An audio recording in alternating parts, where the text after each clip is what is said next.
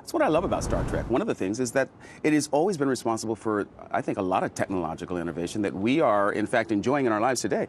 The flip cell phone, that's Kirk's communicator. The Bluetooth earpiece, that Lieutenant Uhura wore that. The iPad, we carried pads in the Next Generation on our version of the Enterprise. So, warp drive? Yeah, I believe that which we focus our imaginations on is what we tend to manifest in this world.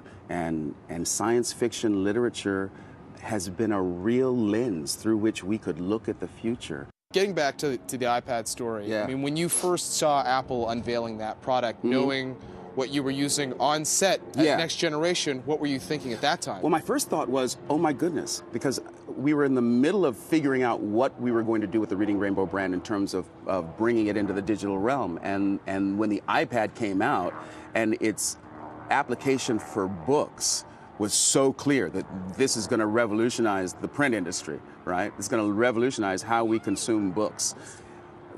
We got very excited at our kids because we knew that we had a part of that. We knew that we could find our way into that.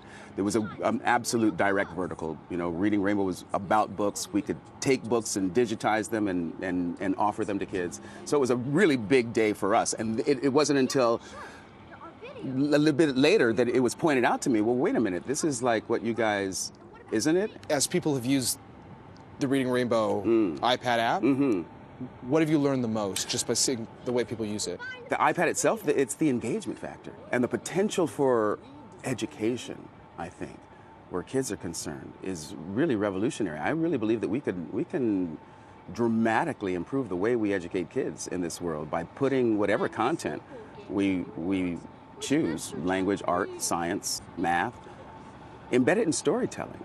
I've got to ask you about Geordi LaForge's visor on Next Generation, because everybody's talking about Google Glass before. I know you've weighed in on this. I have. What do you think about the differences between the visor and Google Glass?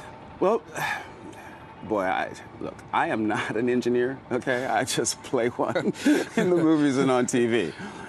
But as I understand it, the way Geordi sees is much more akin to your hearing than anything else, in that your auditory senses are able to take in a lot of information simultaneously and then decode it, basically. Google Glass is the first step, I think, towards that sort of sophistication.